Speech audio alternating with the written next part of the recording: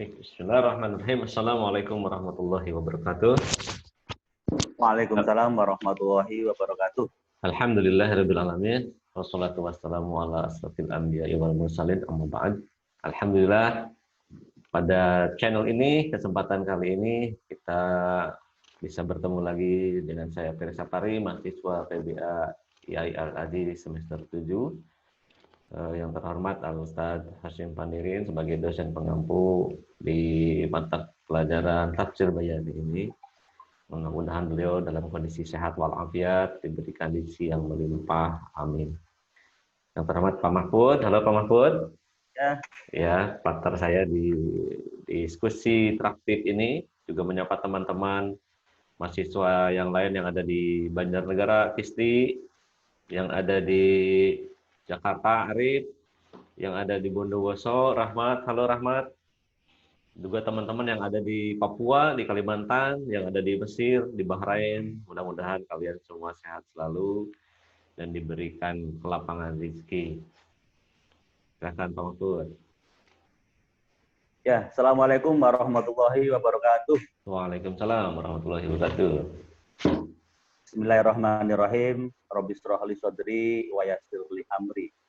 Wahlul 'uqdatam min lisani yafqahu qawli. Bersyukur kita kepada Allah atas segala rahmat dan kurnia-Nya yang terlimpah. Kita diberikan kesehatan yang paripurna. Pada hari ini kita bisa melaksanakan tugas sebagai kewajiban mahasiswa IAI Al-Adi untuk dialog interaktif. Pertama-tama kami ucapkan ya kepada dosen kami, Ustadz Hasyim Pandirin, semoga beliau selalu sehat walafiat selalu. Amin. Dosen kebanggaan kita semua, dosen kebanggaan IAI Al-Adi. Dan teman-teman semua, hari ini dalam dialog interaktif kali ini saya ditemani dengan Pak Ferry. Halo Pak Ferry. Iya. Dalam dialog interaktif kali ini kita akan membahas yaitu seputar tentang tafsir bayani. Ya, tafsir bayani adalah salah satu tafsir yang menafsirkan tentang Al-Quran.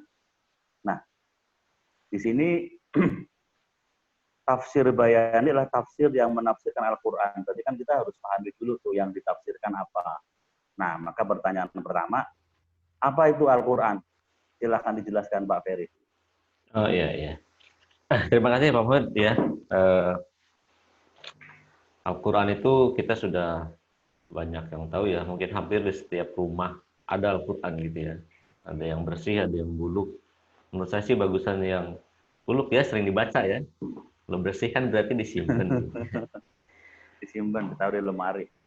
Jadi Al-Quran itu adalah huwa kalamullah al-mu'azzizu al-munazzalu ala khatamil anbiya'i wal mursalin biwasitatil amin Jibril alaihissalam al-maktubu fil masahib al-manqulu ilaina bitawaturi al-muta'abbadu bitilawatihi al-mabdu'u bisuratil fatihah al-muhtamamu bisuratin nas. Jadi Al-Quran itu adalah sebuah kalam Allah dan ini sebagai mukjizat juga, kemudian juga bisa untuk melemahkan musuh juga dalam hal dakwah gitu ya, yang diturunkan kepada Rasul terakhir kita yaitu Nabi Muhammad SAW melalui malaikat Jibril gitu ya. Kemudian dan ada faedah di sini, siapapun yang membacanya dia itu menjadi ibadah gitu ya. Kemudian cirinya adalah diawali dengan surat Al-Fatihah dan diakhiri dengan surat An-Nas. Nah itu Al-Quran yang saya pahami. Tadi dijelaskan tentang kalamullah. Apa sih yang dimaksud dengan kalamullah gitu? Biar nanti teman-teman yang melihat channel ini tidak kebingungan. Kalamullah seperti apa gitu? Ya, kalamullah itu adalah wahyu Allah yang memang kalau kita sebagai makhluk sulit menjelaskan ya, karena kalamullah itu tidak bersifat huruf dan tidak bersuara gitu. Jadi itu adalah sifat kalamnya Allah menyampaikan wahyu kepada Nabi Muhammad. Logika dasarnya seperti ini ya. Saya punya data di HP gitu ya. kemudian di kopas ke laptop gitu ya, dipaste atau ditransfer lewat WhatsApp, kan terkirim aja tuh. Nah, kalam itu seperti itu. Jadi kita tidak bisa menjelaskan secara rinci, namun ada gitu. Baru kita bisa buka materi tadi di laptop tadi. Kurang lebih seperti itulah gambarannya. Jadi gambaran mudahnya untuk anak-anak milenial ya seperti Wahyu itu seperti ketika perpindahan dari laptop pakai flash disk kayak gitu ya. Ya, kurang lebih begitu. Jadi tiba-tiba langsung jadi gitu. Betul, betul. Oh iya, tadi kita berbicara tentang tafsir ya, karena tentunya ketika kita berbicara tafsir, biasa dulu kita waktu masih belum begitu paham, ya, sesuatu hal yang sangat agung dan luar biasa. Sebenarnya apa sih yang dimaksud dengan tafsir gitu Pak Ferry? Tafsir itu at-tafsir fil lughah al-fa'u was-sin wa kalimatun wahidatun tadullu ala bayani syai'in wa idahu wa huwa masdarun fasara bi tasdidis sin. Jadi fa, sin dan ro ini merupakan satu kalimat yang menunjukkan penjelasan sesuatu dan klarifikasinya. Jadi dia adalah bentuk masdar dari lafaz fassaro dengan ada tasdid dalam sinnya, atau bahasa sorofnya adalah mudhoaf gitu ya, yang mengandung arti banyak gitu. Jadi banyak penjelasan-penjelasan di situ. Itu tafsir. Jadi yang dimaksud dengan tafsir itu penjelasan lah gampangannya ya. Ya, betul penjelasan. Penjelasan dan menjelaskan. Ya. Nah, dalam pembahasan dialog kita hari ini kan kita akan bahas tentang tafsir bayan. Nah, apa sih yang dimaksud dengan tafsir bayani? Ya. Jadi tafsir sendiri adalah sebuah penjelasan atau klarifikasi gitu ya. Bayani juga hampir sama sih, dari bayinat atau membuktikan atau menjelaskan. Jadi kita bisa ambil kesimpulan bahwa tafsir bayan ini adalah cabang ilmu gitu ya, untuk mengetahui, kemudian memahami, kemudian menjelaskan sejelas-jelasnya, sedetail-detailnya, menjelaskan daripada kitab Allah tadi, Al-Quran tadi gitu ya, yang diturunkan kepada Nabi Muhammad SAW, dari mulai menjelaskan maknanya, kemudian memahami hukum-hukum yang terkandung di dalam Al-Quran itu, atau ada hikmah-hikmah yang bisa diambil dari pelajaran-pelajaran. Misalkan ada sejarah nih, sejarah apa gitu, nah hikmahnya itu harus dijelaskan, diambil supaya pada zaman yang berbeda atau tempat yang berbeda itu bisa diaplikasikan. Maka perlu adanya tafsir bayani itu. Oke, tadi kan dijelaskan tuh tafsir bayani menjelaskan dari mulai maknanya, memahami hukumnya, Ya, memaknai hikmahnya. Tentunya ini kan butuh perangkat-perangkat agar bisa memahami itu semua, agar nanti dalam praktek menjelaskannya mungkin maaf tidak ngawur gitu. Ya, ya. Nah, apa saja sih yang diperlukan untuk membuat satu tafsir bayani sehingga tafsir bayani ini betul-betul menjadi satu tafsir yang memang betul-betul bayan. Ilmu apa saja atau mungkin kitab atau apa gitu yang bisa untuk mendukung daripada tafsir bayani itu. Oh ya. Jadi dalam bahasa Arab itu banyak sekali ya cabang-cabang ilmu ya. Nah, untuk bisa mencapai ke tafsir bayan ini diperlukan ilmu-ilmu atau cabang-cabang ilmu yang sama harus dipelajari juga ya. Misalkan ilmu lughoh gitu ya. Ilmu lughoh itu ilmu bahasa yang umum gitu ya. Kemudian juga ada ilmu nahwunya, berarti harus juga berkaitan nih ya. Kemudian ada sorof, ilmu bayan, usul fikih, kemudian kiroat atau cara bacanya, asbabun nuzul, kemudian ada naswan mansuh. Nah, jadi ilmu-ilmu ini sangat diperlukan, sangat dibutuhkan untuk bisa menafsirkan Al-Quran sampai sejelas-jelasnya gitu. Karena tanpa ilmu ini ya, contoh misalkan tanpa nahwu ya tentunya nanti maknanya bisa berbeda gitu ya, karena salah baca harokat misalkan gitu. Oke ya, banyak juga yang harus dipelajari ya kalau kita mau menafsir tafsir bayani. Ya, betul betul. Jadi memang orang yang Nah, mentafsirkan harus orang yang qualified ya, tidak bisa asal menafsirkan begitu. nah sekarang tidak ada salahnya nih kalau kita mencoba mata pelajaran kita tafsir bayani, kita tafsir bayan nih Pak Ferry ya. Ya, boleh boleh. Sering kita dengar ya lafaz yang sering dibaca ketika ada apa pasti pertama kali yang dibaca auzubillahi minasyaitonir rajim. Ini kan lafaz yang familiar kita dengar, lafaz yang sering kita dengar sehari-hari. Nah, coba kita mentafsirkan lafaz auzubillahi minasyaitonir rajim. Silakan Pak Ferry. Dari yang auzu boleh, asyaiton pun juga boleh, silakan. Yang mana yang boleh silakan? Iya, ya.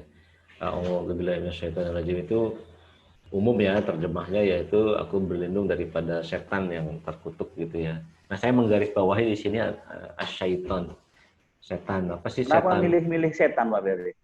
Iya, karena imajinasi kita kalau setan itu pocong gitu ya. Gitu Kuntilanak ya. gitu ya.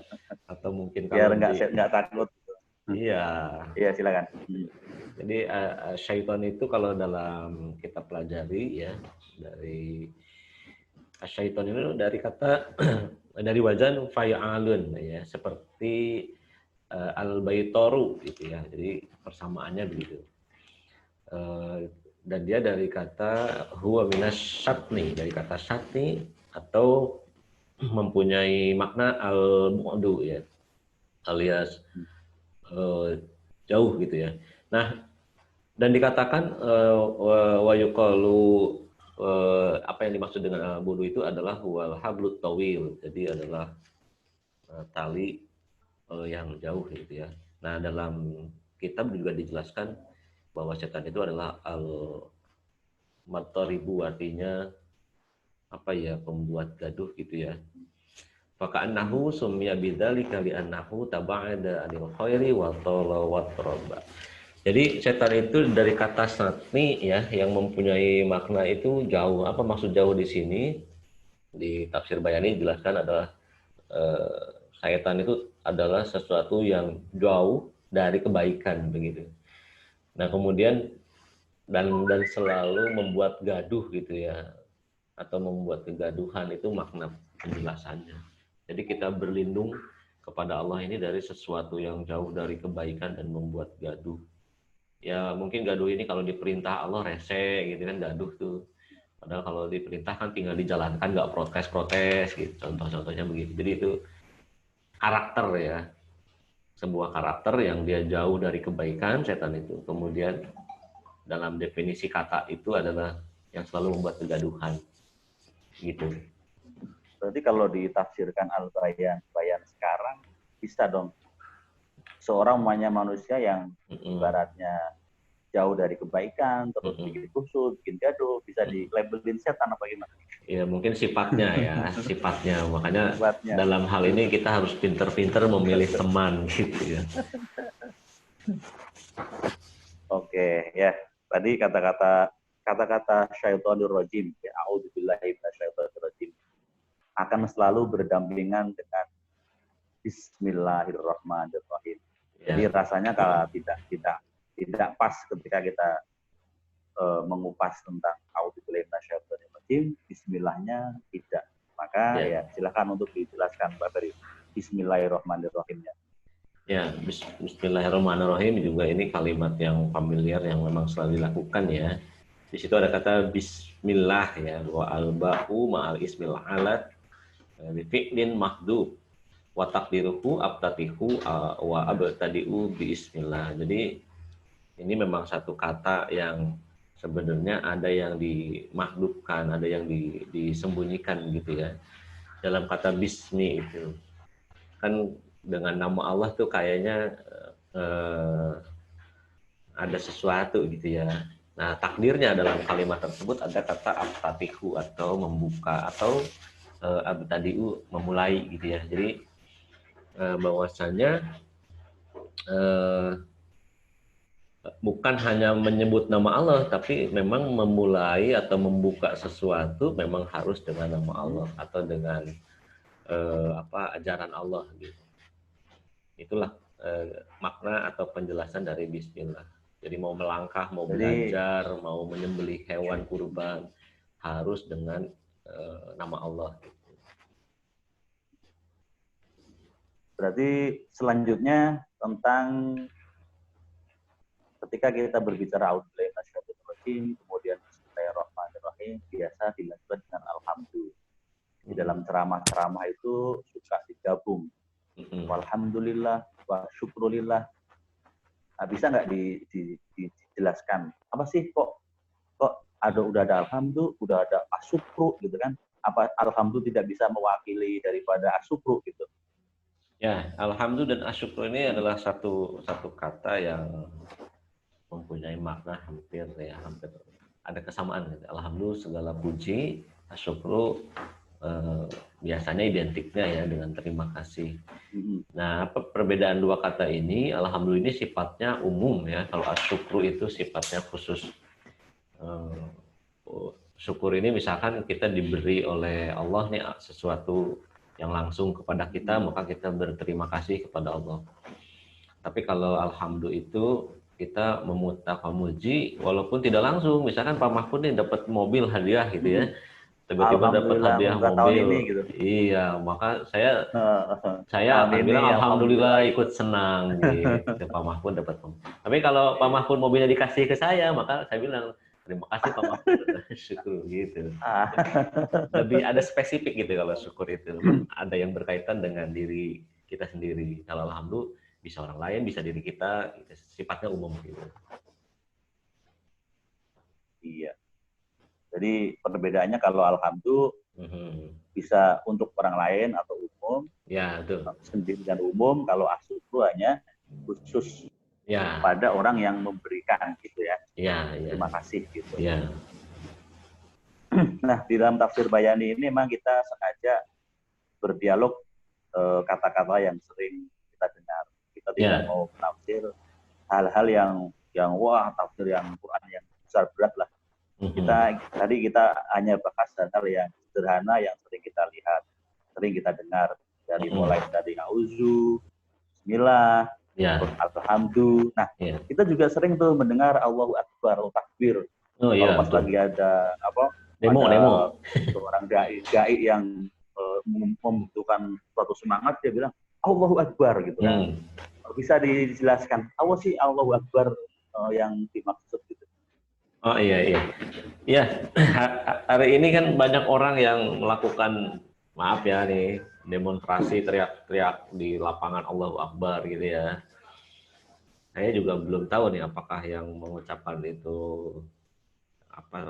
memaknainya bagaimana ya. Tapi yang jelas Allahu Akbar ini, Allah Maha Besar ini dimaksudkan yang Maha Besar itu kedudukannya ya atau pangkatnya. Jadi tidak ada yang lebih besar dari pangkatnya Allah itu. Tidak ada yang lebih besar atau lebih tinggi kedudukannya itu. Jadi kita mengucapkan Allahu Akbar itu ya kurang lebihnya Allah itu sebagai zat yang maha besar kedudukannya atau pangkat dan jabatannya begitu. Kita manusia hanya rendah jauh di bawah itu. Jadi itu artinya tidak bisa kita sembarangan lah melafazkan Allahu Akbar gitu ya.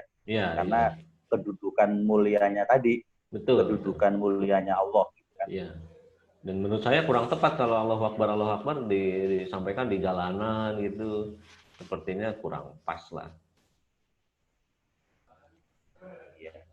Ketika kita melafazkan sehari-hari Allahu Akbar, biasanya kalau kita lagi zikir, habis sholat, didahulukan dengan subhanallah, alhamdulillah, wala ilaha illallah, wallahu akbar. Nah, tadi sengaja kita lompat Allahu Akbarnya dulu. Gimana dengan subhanallahnya? Nah, ya betul, kita suka sering ya ada kata subhanallah, ada masya Allah gitu ya, ada Allahu Akbar. Namun ya terkadang kita sendiri memakainya masih belum pasti ya. Kita juga masih belajar nih. Namun sebagai mahasiswa PBA kita harus tahu ya makna-makna yang dari kalimat itu, karena memang itu kaitan dengan bahasa Arab.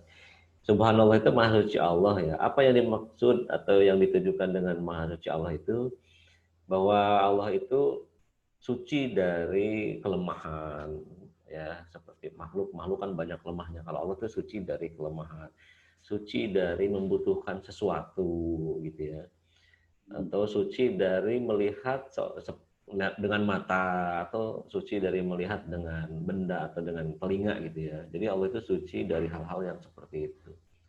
Nah, Allah itu melihatnya itu ya dengan sifatnya, mendengar juga dengan sifatnya, yaitu basor dan sifat sama. Jadi Allah suci dari hal-hal yang sifat sama dengan makhluk, suci dari kelemahan-kelemahan makhluk, atau suci dari kebutuhan-kebutuhan atau yang harus menopang kepada dirinya, seperti itu. Berarti makna suci bisa diartikan tidak sesuai gitu kan? Artinya tidak sesuai, atau terlepas dari itu, tidak seperti itu kayak gitu. Ya, ya. Oh iya. Nah, kita sering di masyarakat itu sering mendengar ya, Rohim, Rohman, silaturahim, silaturahmi. Nah itu kan suka jadi kadang jadi perdebatan kecil. Kok pakai rohim, kok pakai rohmi? Nah, bisa nggak dijelaskan tentang Ar-Rahman dan Ar-Rahim yang terkandung dalam Bismillah? Oh iya. Dalam Bismillah ada Ar-Rahman dan Ar-Rahim ya. Diterjemahkan umumnya pengasih dan penyayang. Tapi ini ada makna tersendiri ya. Kalau Ar-Rahman itu Allah pengasih atau pemberinya buat seluruh alam semesta, seluruh makhluk, seluruh manusia. Allah tidak pandang itu Islam, tidak pandang itu kafir, musyrik, Nasrani, Yahudi, Allah kasih. Seperti Allah memberikan kesehatan atau rezeki. Kalau Allah umpamanya tadi bilang semua, berarti ibaratnya nih, ibaratnya maaf nih, kalau bahasa kasarnya jahat mungkin, perampok ya, mungkin dikasih juga nih. Dikasih juga. Jadi sejahat-jahatnya orang tetap dengan sifatnya Ar-Rahman ini Allah kasih. Contohnya Allah kasih rezeki. Jadi orang yang baik, orang yang jahat dapat rezeki, dapat uang juga gitu ya. Dikasih nafas. Kan bisa aja Allah yang jahat nih cabut-cabutin semua, bisa aja. Tapi dengan sifatnya Ar-Rahman ini, dia sayang kepada atau dia mengasih kepada makhluknya, tidak pandang dia Islam, kafir atau apa, tetap dikasih. Nah, namun di sini ada sifat Ar-Rahim, ya penyayang. Allah hanya menyayangi umat muslim. Jadi ada spesial di sini terhadap umat muslim. Sehingga dengan sifat dua ini tadi itu ada kejadian-kejadian yang orang yang tadinya pembunuh, kasar dan lain-lain, pembenci Islam bisa mendapatkan hidayah. Salah satu contohnya adalah sahabat Umar bin Khattab, dia yang tadinya keras terhadap umat Islam, kemudian dapat hidayah dan masuk Islam. Nah, karena sifat dua ini, gitu. Oh, gitu. Oke, kita berlanjut ke tafsir yang selanjutnya. Biasanya kita orang Islam nih, ketika kita sholat, kita baca Al-Fatihah, ihdinas siratal mustaqim. Kalau menurut pemahaman kita kan Islam itu sudah lurus gitu loh. Ya, kenapa kok kita mesti ihdina kan minta dikasih petunjuk. Ya, sementara petunjuk kan udah dikasih gitu, sama Islam, udah ada Quran gitu. Bisa nggak dijelaskan ihdinas siratal mustaqim itu seperti apa? Oh iya. Jadi kalau kita lihat sejarahnya ya, Nabi saja, Nabi Muhammad SAW itu berdoa kepada Allah, sama doanya ihdinas siratal mustaqim. Jadi Nabi Muhammad SAW yang sudah mendapatkan petunjuk dan dijamin masuk surga pun, beliau berdoa ihdinas siratal mustaqim. Nah, apa itu ihdinas siratal mustaqim? Siratal mustaqim itu bermakna jalan yang lurus, yang tidak belok, atau yang membawa kepada tujuan. Seperti apa jalan yang lurus itu? Yaitu seperti ajarannya Nabi Nuh dan ajaran Nabi Ibrahim alaihissalam. Itulah yang dimaksud dengan jalan yang lurus. Mungkin kalau dalam bahasa lain adalah agama tauhid gitu ya, zaman-zaman dulunya. Nah, ketika Nabi berdoa ini, apakah dia belum mendapat petunjuk? Sebenarnya sudah, sudah. Namun doa ini dimaksudkan adalah untuk meneguhkan. Jadi supaya kita itu teguh atau supaya kita itu langgeng atau konsisten di jalan lurus itu. Jadi ketika kita memohon kepada Allah dengan kalimat ihdinas siratal mustaqim ini bukan berarti Nabi dan kita semua umat muslim belum dapat petunjuk. Sudah, sudah. Tapi untuk meneguhkan hati kita, komitmen di situ dan langgeng adanya di jalan yang lurus itu. Nah, itu bayan daripada ihdinas siratal mustaqim itu, Pak Mahfud. Iya. Biasa di dalam surat Al-Fatihah setelah ihdinas siratal mustaqim, siratal ladzina an'amta 'alaihim ghairil maghdubi 'alaihim waladdallin. Di situ kan ada maghdub dan dhalin, dua kata. Sementara kan kalau biasanya itu kan dalam Quran dengan satu kata dan sifatnya gitu. Contoh orang kafir yang keras. Nah, ini kan dua kata yang berbeda. Ghairil maghdubi 'alaihim wa ladhdallin. Berarti kan ada dua sifat. Apakah sifat ini untuk satu orang, satu apa atau seperti apa? Tentang maghdubi 'alaihim wa ladhdallin, Pak. Ya, di dalam tafsir Bayani ini ada penjelasan tersendiri ya. Siapa yang dimaksud dengan maghdubi, siapa yang maksud dengan ad-dhalin tadi atau yang tersesat. Nah, al-maghdubi ini dijelaskan bahwa diarahkan untuk orang Yahudi. Jadi orang Yahudi itu memang dimurkai dengan berbagai macam kisah dan sejarah dan sifat-sifatnya ya. Ya kita pernah tahu bahwa orang Yahudi itu pernah ingkar janji kepada Allah gitu ya. Kepada Allah gitu ya. Ya, pernah dikutuk juga. Nabi. Pernah dikutuk juga jadi monyet dalam cerita itu ya hari Sabtu gitu. Dan banyak lah. Jadi orang Yahudi itu adalah banyak pembangkangan terhadap Allah, makanya dimurkai. Jadi al-maghdubi di sini ditujukan kepada orang Yahudi. Dan ad-dhalin atau yang tersesat ini adalah ditunjukkan kepada orang Nasrani, karena kita paham bahwa Nabi Isa atau Yesus itu kan nabi gitu ya. Isa dalam bahasa Arab, dalam bahasa Ibrani-nya Yesus. Mereka meyakini kepada Allah, cuman tersesat. Tersesatnya dia menganggap bahwa Isa itu nabi, Allah atau Tuhan mereka. Begitu. Oh gitu. Jadi ada buat spesifik masing-masing ya. Kalau ghairul maghdubi untuk orang Yahudi, walau dolim untuk orang-orang Nasrani. Oke. Nah selanjutnya tadi kita sudah berbicara tentang tauhid ya, dari mulai Allahu Akbar, Bismillah, Subhanallah, ya, Ar-Rahman, Ar-Rahim, Shiratal Mustaqim. Nah, ini semua akan bermuara kepada suatu yang namanya keikhlasan. Sehingga di dalam Al-Quran dikatakan, Qul huwallahu ahad. Qul, katakanlah, huwa.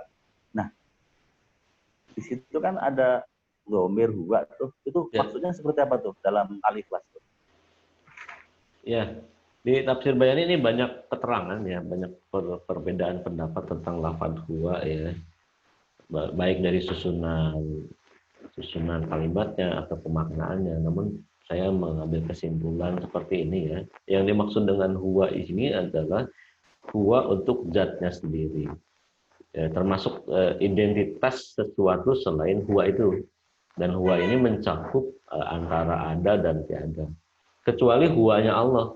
Kalau huwanya Allah itu wajib ada ya, tidak pernah dia tidak ada. Nah, pendapat lain adalah huwa di sini disandarkan pada nama ya, yang tidak bisa disebut dengan lisan. Nama itu tidak bisa dilihat oleh makhluk ya, tapi yang selalu diucapkan di dalam doa. Banyak doa-doa yang dimaksud di situ. Itulah definisi huwa. Jadi sesuatu yang dimaksudkan untuk ya domir pengganti untuk zat itu. Gitu. Kalau bahasa Indonesianya mungkin orang ketiga gitu ya, bukan orang ketiga maksudnya ya, kan ada orang ke satu yang ngomong ya, mustaqalim, terus ada yang menerima gitu ya, ada mukhatab, dan kemudian ada yang ketiga itu. Jadi nggak kelihatan, tapi yang nggak kelihatan itu bisa ada, bisa tiada. Kecuali untuk Allah memang harus ada. Dan di tafsir bayannya dijelaskan demikian. Iya. Tadi Wah, seru ya kita ngobrol nih, udah Wah, berbincang-bincang. sampai ke mana-mana nih. Dari mulai tauhid, kemudian tafsir, Iya, sampai kepada ikhlas. surat Nah, Al-Ikhlas. agar untuk melengkapi dialog kita tentang tafsir bayan, tadi kita sampai kepada ikhlas. Gimana kalau ikhlas ini kita praktekkan dalam tafsir bayan, baik bayannya secara tafsir, bayannya juga secara real di lapangan. Iya, Mungkin boleh dialog Pak Mahmud. kita bisa, iya, dialog kita ambil satu sampel al-bayan yang konkret, kita ke surat Wadduha, ya, Iya. itu Bismillahirrahmanirrahim, fa'ammal yatima fala taqhar. Ya. Silahkan Pak Ferry. Nah, itu saya belum mengerti itu bagaimana Rasul ya, beliau mengatakan bahwa orang yang memelihara yatim itu seperti dua jari ini. Mungkin Pak Mahfud bisa bantu saya untuk menjelaskan bagaimana sih kaitan surat keikhlasan kita dalam memelihara yatim gitu. Atau kaitan dengan tadi fa amal yatim fala takhar gitu.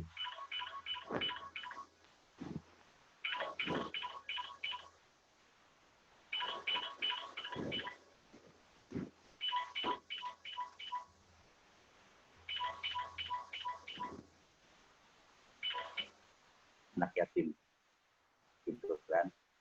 Bisa diulangi Pak, bisa diulangi Pak, karena barusan ada ini. Mengatakan di dalam hadisnya, ya, yang Bisa. diriwayatkan, Bisa diulangi barusan. Bisa diulang. Oh iya. Jadi berbicara tentang anak yatim, tadi sudah kita bacakan ya Qur'annya surat Wadduha ya. Fa'ammal yatim fala taqhar. Hendaklah terhadap anak yatim kita tidak boleh. Maknanya berarti di sini anak yatim sangat mulia di mata Rasulullah atau di mata siapapun gitu. Sampai-sampai di dalam hadis dikatakan ana wa kafirul yatim fil jannah kaha'atain. Saya dan kafil itu bisa diartikan menjaga, memelihara, mengayomi, ya intinya memberikan suatu fasilitas full kepada anak yatim. Nah, diibaratkan seperti dua jari begini, sama di surga tuh. Nah, ini kan menunjukkan betapa mulianya anak yatim. Gitu. Dan di hadis lain yang diriwayatkan oleh Imam Tabrani dikatakan man dhamma yatiman min baini abawaihi muslimaini ila ta'amihi wa syarabihi wajabat lahu jannah. Barang siapa yang menanggung, memelihara anak-anak yatim setelah ditinggal kedua orang tuanya, dipelihara dari makannya, dipelihara dari minumnya. Mungkin nanti kita tafsir bayani ditambahkan memelihara makan jiwanya, berarti pendidikannya, makan secara makanan berarti ekonominya, gitu kan? Minumnya mungkin ya, jadi antara pendidikan, ekonomi, kehidupannya dia sehari-hari, maka kata Rasulullah, wajabat lahul jannah, wajiblah buat dia surga. Nah, di sini pentingnya. Jadi memelihara anak yatim. Namun kadang kita agak miris ya ketika banyak sekali di lingkungan kita ada beberapa yang menyalahgunakan itu atau tidak peduli kepada itu. Padahal di sini Rasulullah menjamin suatu pahala yang besar, suatu kehormatan, suatu kemuliaan yang tidak ada duanya. Bahkan beliau jamin saya dan dia beserta dia di surga, gitu kan? Berarti kan sudah luar biasa. Kayak gitu Pak Ferry. Oke. Nah itu kan buat di akhirat ya. Kalau buat di dunianya ada nggak tuh apa dampak atau pahala buat di dunianya? Ketika kita merawat ya, jangan memelihara lah ya, merawat anak yatim atau memfasilitasi anak yatim. Ya biasanya sih kita kalau menudar anak yatim biasa kita ngomongin pahala, kita ngomongin surga, kita ngomongin nanti harta berlimpah kayak gitu ya. Ya, betul. Namun dari sisi lain juga ada efek efek langsung ya dari kita bersentuhan atau bersama dengan anak yatim. Yang diriwayatkan oleh Abu Dawud, yang diriwayatkan oleh Abi Hurairah, maaf, dari Abi Hurairah dikatakan, waja'alallahu dawa'an liqasatil qalbi. Jadi dengan kita memelihara anak yatim itu bisa apa? Yang hati yang keras itu menjadi tidak keras. Oh, jadi lembut punya gitu jiwa ya. yang kasar, nah, punya jiwa kasar, temperamen itu nanti bisa hilang, ya. Nah, ini diriwayatkan oleh Imam Ahmad, ya. Diriwayatkan oleh Abi Hurairah radhiyallahu anna rajulan syaka ila Rasulillah sallallahu alaihi wasallam qaswata qalbihi. Faqala amsah ra'sal yatim wa at'im lil masakin. Jadi ada orang datang kepada Rasulullah. Rasulullah kan ibaratnya bisa melihat pis orang ya. Oh ini orang seperti apa, ini seperti apa. Dan Rasul menganggap orang ini keras, hatinya keras, orangnya kasar gitu. Yeah. Nah, kata Rasulullah diperintahkan untuk apa? Amsih ra'sal yatim. Peganglah kepalanya anak yatim. Wa'atim bil masakin, dan berikanlah makan kepada anak yatim. Jadi efek dari kita memegang anak yatim, ya, kalau dibilang goib ini, kalau bilang tahayul mungkin bisa tahayul kali ya Pak Ferry ya. Yeah, tapi yeah, ini real nih ya, ini real ya. Karena hadisnya sahih diriwayatkan oleh Abi Hurairah. Ya. Qaswatal qalbi bisa cair gitu. Jadi hati jadi yang keras kalau kita cair. mungkin memang keras gitu, egois atau temperamen gitu ya, gitu. dengan berinteraksi, mengusap-usap kepalanya anak-anak yatim yang dengan kita ikhlas, itu hati kita bisa lembut, itu menurut hadis Rasul ini. Itu betul. Ya. Gitu. Jadi maka mungkin kan sering kita lihat kan di sebuah orang-orang yang kaya ketika beliau bersedekah, beliau menyantuni anak yatim, maka mereka menyentuh kepalanya, sampai kadang ada yang cium pipinya, kadang juga ada yang memeluknya, ya mungkin berdasarkan ayat ini gitu kan. Untuk apa? Untuk melembutkan hatinya, agar hatinya lembut, jiwanya tidak keras, gitu. Nah seperti itu Pak Ferry. Ya. Jadi apa tuh tujuannya? Kita ngomongin tujuan umum untuk merawat anak yatim itu seperti apa biar kita mengerti. Jadi pemeliharaan anak yatim ini kan di dalam Quran sudah dijelaskan, ya. Dan Quran ini sudah 14 abad yang lalu untuk mengatur segala segi kehidupan. Pada dasarnya setiap generasi Islam harus punya masa depan yang sama. Generasi Islam punya pendidikan yang sama. Sesuai dengan surat An-Nisa ayat 9 dikatakan, wal yakhshal ladzina law taraku min qalbihim dzurriyyatan dhi'afan khafu 'alaihim falyattaqullah wa yaqulu qaulan syadida. Hendaklah kita itu takut mempunyai generasi yang lemah. Nah, di sini kan dikatakan taroku umum ya, qalbihim dzurriyyatan. Ketika kita berbicara Islam, berarti kan berbicara semua. Sementara dalam praktek di lapangan, ini ada orang tuanya, ini tidak ada orang tuanya. Secara otomatis untuk menatap masa depan akan berbeda ketika didampingi orang tuanya dan tidak didampingi oleh orang tuanya. Maka bagi yang tidak didampingi orang tuanya ketika meninggal, maka Rasul mengatakan dengan memelihara anak yatim diberikan suatu pahala yang besar. Sehingga efeknya ketika semua umat Islam mau melaksanakan itu, berarti anak-anak Islam atau generasi-generasi Islam, baik yang dididik langsung oleh orang tuanya, maupun yang dididik oleh orang tua angkatnya, atau orang tua asuhnya, atau mungkin institusi yang mengasuhnya, sehingga punya masa depan yang sama. Punya cita-cita yang sama. Sehingga mereka bersama-sama maju melaksanakan tugas-tugas sebagai khalifah fil ardh. Sehingga dia tidak minder lagi, oh saya anak yatim piatu, oh saya yang ini merasa besar karena ini enggak. Kenapa? Karena ketika itu diterapkan dalam seharian, diterapkan dalam sebuah muamalah, sehingga menjadi suatu pemerataan untuk meningkatkan generasi Islam, agar generasi Islam tidak ada generasi-generasi yang lemah. Wah, super sekali ya, luar biasa. Jadi anak kayaknya yatim udah panjang lebar dari tadi nih. Ya gimana? Jadi anak yatim dan anak orang kaya berarti punya kesempatan yang sama ya, kesempatan belajar Kesempatan yang sama. untuk mengenyam ilmu yang sama gitu ya, tanpa terhalang biaya Iya. gitu ya. Iya. Iya. Mungkin cukup Pak ya, kita sudah banyak Iya, udah siang nih. berbincang-bincang. Baik pemirsa yang memperhatikan channel ini, itulah dialog-dialog kita tentang beberapa kalimat dalam Quran yang dijelaskan melalui tafsir bayani. Mudah-mudahan ada manfaatnya. Ya, apabila ada kesalahan-kesalahan, ya kita juga mohon maaf itu dari kami semua masih dalam tahap belajar.